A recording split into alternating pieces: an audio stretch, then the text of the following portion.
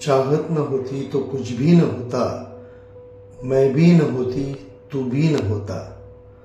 माझ्या 85 वर्षाच्या वडिलांनी इतक्या स्मार्टफोन वापरायला सुरुवात केली.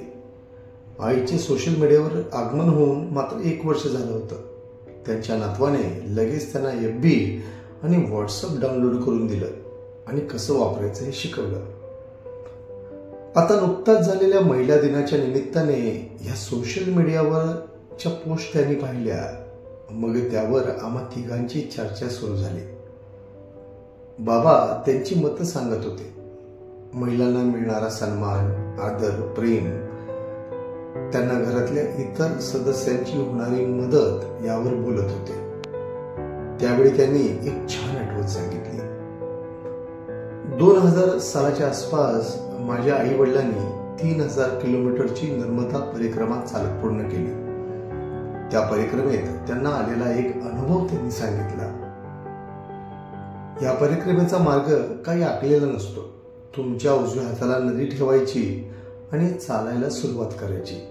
वाटेत शेतं, नाले, ओढे ओलांडत वाटेत विचारत पुढे जायचं. संध्याकाळी जे कोणतं गाव लागेल तिथे मुक्काम करायचा. त्या मार्गावर एक पद्धत आहे. त्यावर्षी जे काही धान्य पिकेल त्यातला काही हिस्सा शेतकरी गावच्या सरपंचाकडे जमा करतो, ज्याचा उपयोग परिक्रमा करणाऱ्या लोकांसाठी शिधा म्हणून दिला जातो. त्या गावात जे काही त्यावेळी उपलब्ध आहे ते घ्यायचे आणि स्वतः चूल मांडून स्वयंपाक करायचा आणि जेवायचे. आई वडील शक्यतो रेडीमेड काही खायला मिळाले तरच खायचे.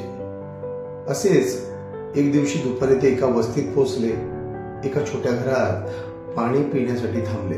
पाणी प्यायले आणि त्यांना चहा प्यावासा वाटला. पण घरातील एकंदरीत परिस्थिती पाहता त्यांच्या लक्षात आलं की चहा मिळण्याची शक्यता कमी आहे. साधारणपणे 65 ते 70च्या आसपास वय असलेलं एक जोडपं तिथे राहत होतं. त्यांच्या एकंदरीत वागण्यावरून आई वडिलांच्या लक्षात आलं की ते अस्वस्थ आहेत. मग आई वडिलांनी वेळ न घालवता तिथून निघायचा निर्णय घेतला. थोडं पुढे गेल्यावर सुदैवाने छोटी चहाची टपरी दिसली आणि हे तिथे चहा प्यायला थांबले.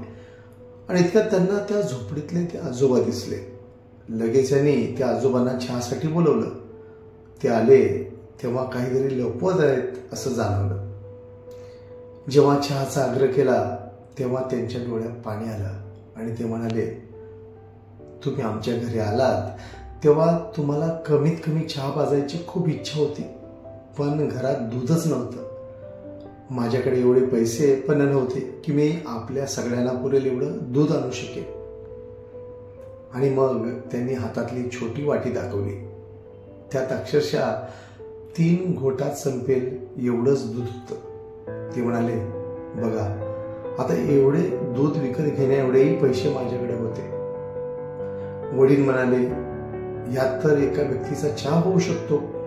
तुम्ही एक काम करा, तुम्ही इथे आमच्याबरोबर चहा प्या आणि हे दूध घरी घेऊन जा. त्यावेळी त्या आजोबांनी खूप छान उत्तर दिलं. ते म्हणाले, माझ्या लग्नाला 50 वर्ष झाली. परिस्थिती तेव्हाही नव्हती आणि आत्ताही नाही, पण मी माझ्या बायकोला सोडून चहा नाही पिऊ शकणार. जे काही मिळतं ते आम्ही दोघे मिळूनच वाटून खातो. आणि म्हणाले, तुम्हाला साधा चहा देऊ शकत नाही याचं खरं तर खूप वाईट वाटत आहे, पण परिस्थितीच इतकी वाईट आहे की त्यापुढे काय करणार. आता याच दुधाचा चहा माझी बायको करेल आणि आम्ही ते दोघं मिळून पिऊ. शेवटी बाबा आम्हाला म्हणाले, हे खरे पत्नीप्रती प्रेम आणि सन्मान. त्याकरता कोणत्या खास महिला दिनाची गरज नाही. खरंच आपल्याला कथा कशी वाटली मला नक्की सांगा. धन्यवाद.